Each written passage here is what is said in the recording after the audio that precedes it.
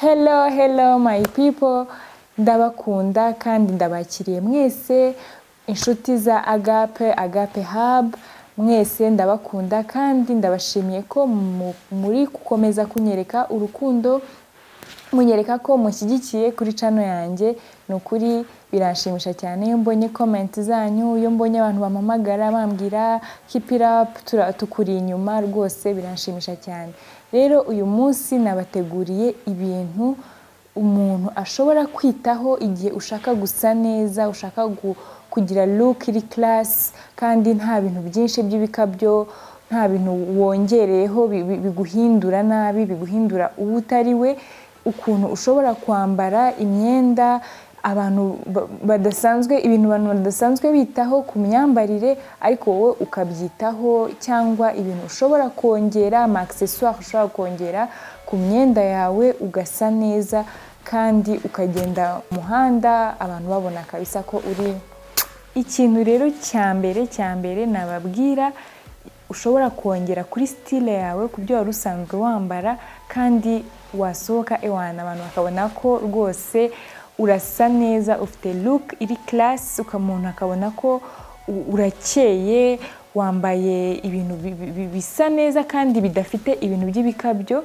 Ni kongera kuri style yawe, kuyongeraho couleur ziri neutre, nude colors, cyangwa amabara adapika, adashoutinga cyane. Ibyo bintu, ayo mabara atuma abantu babona ko uri class, nawe ukibonamo ko uri class.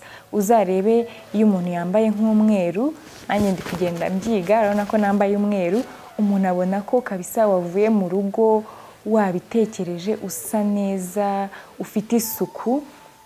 Ntabwo ari umweru gusa, hari beige, cream, hari gris, hari kaki, hari aya mabara yose muri kugenda muyabona amafoto y'abantu bayambaye.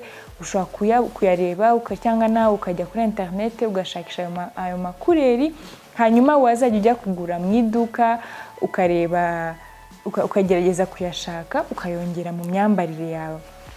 Njyewe ntago nakundaga ama nude colors, ariko ubu ngubu ndi kuyiga kuko naje gusanga ari amabara meza. Hari igihe rimwe na rimwe umuntu aba atari ngombwa ko uhora buri gihe wambaye ama couleur fluo, ama rouge, red, nyine aya mabara yose twita ko acanye, ntago buri gihe ariko umuntu aba agomba kuyambara kugira ngo abe classe, ase neza. Rero guys, icyo nicyo kintu cya mbere nakubwira. Mu kabati kawe k'imyenda gerageza wongeremo amabara ari nude, haba harimo n'umukara n'umweru, ayo yose nagiye mbabwira, muri kuyabona ku mafoto. Ni amabara meza cyane ahantu hose, kandi yaba mu birori, yaba mu kazi, yaba hehe, ni ibara riguhesha icyubahiro, ugasa n'umuntu ufite gutya kandi udafite ibintu by'ibikabyo. Ikindi kintu cya kabiri, inama ya kabiri ugomba kugenderaho, niba uri umuntu ukunda gusa neza, niba uri umuntu ukunda ko imyambarire ye iba ijya ku yindi level, ikintu cya kabiri ugomba kwitaho, ntabwo ugomba kwambara amakureri arenze 3 mu myambarire yawe y'umunsi. Tuvuge niba wambaye icyatsi, ipantaro y'irindi bara, inkweto z'irindi bara, isakoshi y'irindi bara, accessoires z'andi mabara, ntabwo bigaragara neza kuvanga amabara arenze 3. Igihe cyose ugiye kwambara biba byiza ko iki kintu ukitaho cyane ko utagomba kurenza amabara 3 kuva ku mutwe kugeza ku nkweto. Ugomba kwita kuri iki kintu, kuko iyo urengeje amabara arenze 3 mu myambarire yawe, bituma abantu bareba cyane, biraguhisha, bituma abantu bareba cyane imyenda wambaye, wowe bikamera nkaho waburijwemo. Rero biba byiza ko wita kuri iki kintu. Niba wambaye inkweto zisa n'agatop, ipantaro ibirindi bara.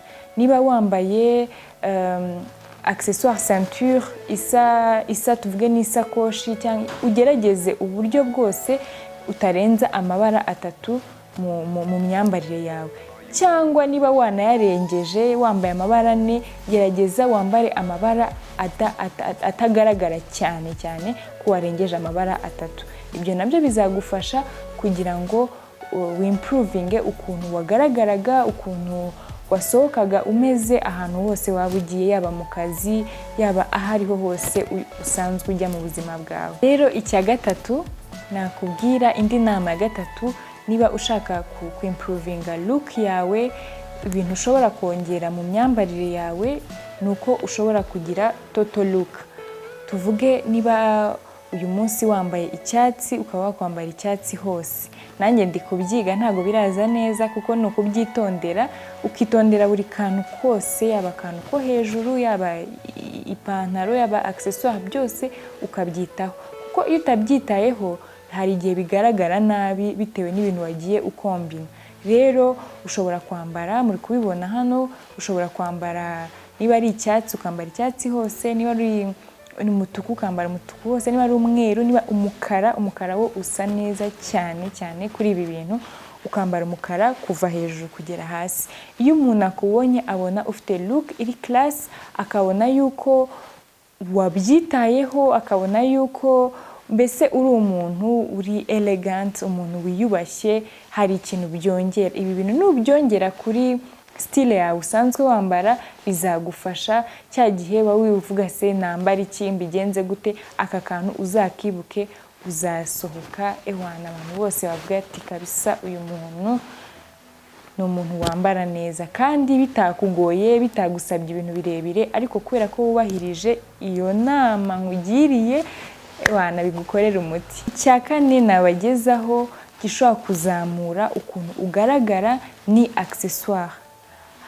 Cya gihe wagiye wambaye nk'akenda kawe k'agakanzu k'amafaranga yawe make ashoboka, ushobora gushyiraho nk'isakoshi. Ahangaha reka mvuge ku isakoshi ya marque. Ukagerageza ukareba mu masakoshi yawe isakoshi uvuga ati iyi sakoshi ni nziza. Icyo gihe iyo uyishyize iyo sakoshi, umuntu arakureba akabona, agahita akubitana n'isakoshi, akaba aricyo kintu cya mbere areba, akabona yuko uri umuntu w'agaciro, wiyitaho, usa neza, kandi nyamara bituma ya kanzu yawe nayo ihita igira agaciro. Ahangaha rero isakoshi ni ikintu cyangombwa umuntu agomba kwitaho.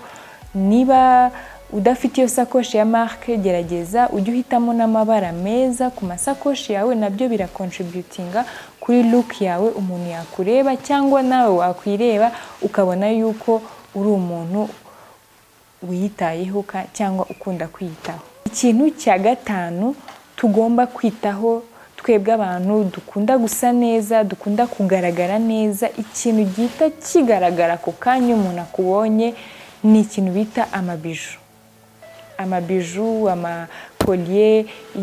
Mbese ni ibintu umuntu iyo akikureba bwa mbere ahita yitaho cyane.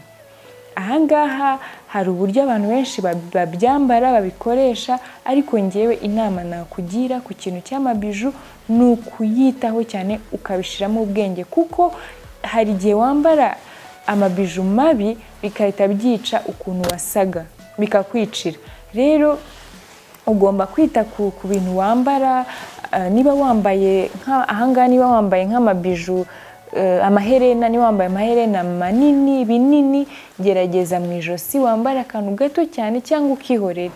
Niba wambaye ibintu byinshi ku maboko, ambara utuntu dukeya, kuko iyo wambaye ibintu byinshi ugashaka kubyambarira icyarimwe, bituma n'iyo umuntu akurebye wowe isura yawe ibura, ahubwo yita ku bintu wambaye. Niba wambaye isaha, kwambara udukomo, shyiraho impeta nkeya, ariko nta bintu byo kwambara impeta nk'igihumbi ugashyiraho ibikomo bigera hano na hano, ibikomo, isaha, ibikomo, ibiherena birebire, igishenete kingana gutya, bihita bituma kwagusa neza, kwa kuntu umuntu akureba bitaba ibintu bikabije cyane kandi bitari ngombwa. Rero ikintu cy'amabiju ni ikintu cyo kwitaho cyane. niba wambaye igishenete kinini shyiraho uduherena dutoya, niba wambaye mbese buri kintu cyose ugerageze kutabigira ibintu byinshi cyane kugira ngo biguhe ya look iri class. Nkanjye rwose ibintu by'amaherena manini ndabikunda ariko byarananiye rwose, nanjye ngiye kuzajya mbyitaho cyane mbyige ukuntu bigenda. Ikintu cya gatandatu nababwira ushobora kongera kuri style yawe, ku myambarire yawe, ni ikintu cyitwa amalunette y'izuba.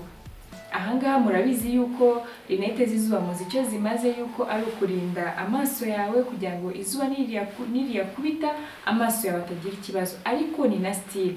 Igihe wambaye amalunette ugaragara neza, ugaragara nk'umuntu w'umusirimu. Rero ikintu guys mugomba kwitaho cyane, menya guhitamo lunette zijyanye n'isura yawe kandi zikubereye kandi zigaragara neza nziza, kuko iyo wambaye lunette nziza iyo umuntu akubonye ahita abibona. Rero ni ukucyitaho cyane, ntupfe kugura lunette ubonye ukagerageza kugura lunette nziza kandi ubona yuko zikubereye. Icya karindwi nababwira ari nacyo cya nyuma, ni ikintu nkunda kuvugaho kandi nitaho kukireba, niyo kitagenze neza yaba kuri njyewe cyangwa ku bandi birambabaza bikananjya ahantu rwose. Ikintu cya makeup, maquillage cyangwa uturungo mu kinyarwanda abagore cyangwa abakobwa bisiga mu maso, rwose ni ikintu kigomba cyongera cyane uko umuntu agaragara n'ukuntu umuntu asa.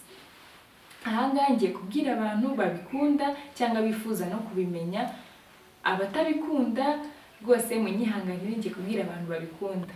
Niba ukunda makeup rwose yiteho, wige ibintu bijyanye n'uruhu rwawe, wite kumenya ibikubera, ubyige nk'uko n'ibindi bintu byose uriho umwanya ukabyiga, kuko iyo wisize makeup nabi rwose bituma bikwicira n'ukuntu wambaye. Umuntu yakureba akavuga se uyu muntu mbere yo kuva mu rugo yirebye koko yirebye. Rero ntabwo ari ibingibi ndifuza ko ahantu hose uciye abantu bakureba bakabona ko uri umuntu w'igiciro. Igiciro mvuga ntabwo ari umuntu w'agaciro, umuntu ugaragara neza nyine, umuntu usobanutse. Aha rero kuri makeup ndagira nkubwire ikintu cya mbere ni ukumenya ibintu bikubereye.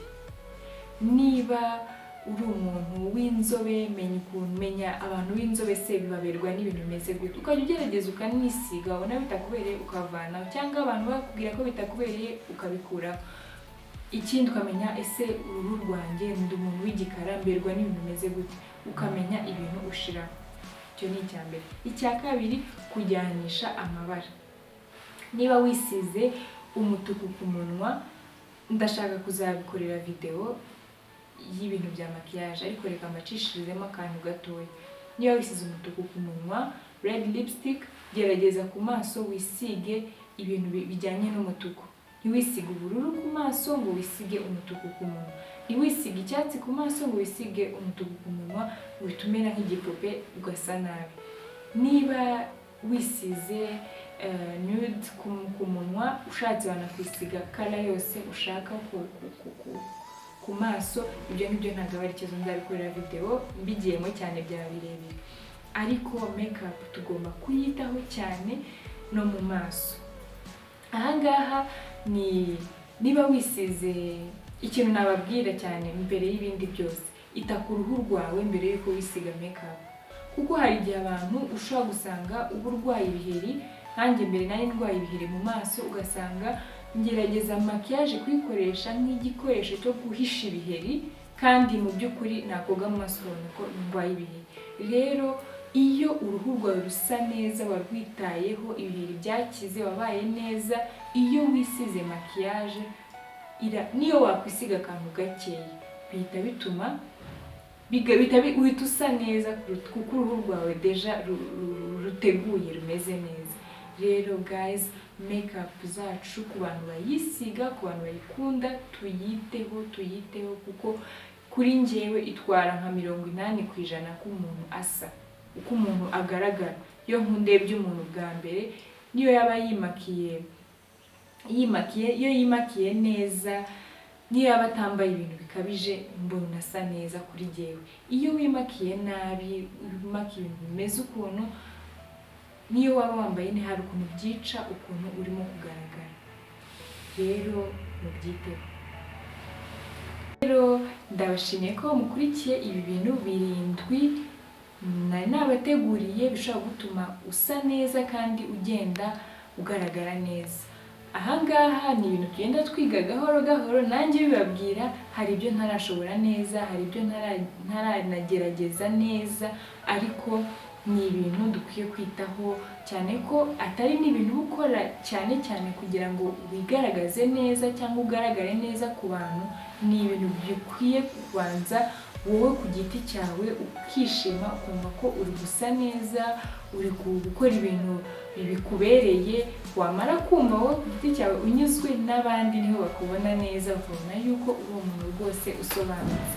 Rero guys,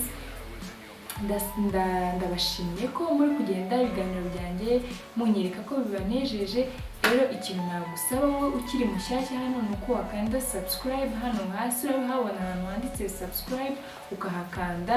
Aho ukoresha internet hose, kuri telefone yawe, kuri laptop yawe, aho ukoresha internet hose, ureba ahantu handitse subscribe cyangwa s'abonner mu gifaransa, ukakandaho, ukalikinga, hanyuma ukanasharinga inshuti zawe zose kugira ngo zijye zibona video mbasangiza, ibyo mbashyiraho buri gihe bitarinze bibavuna. Murakoze, bye.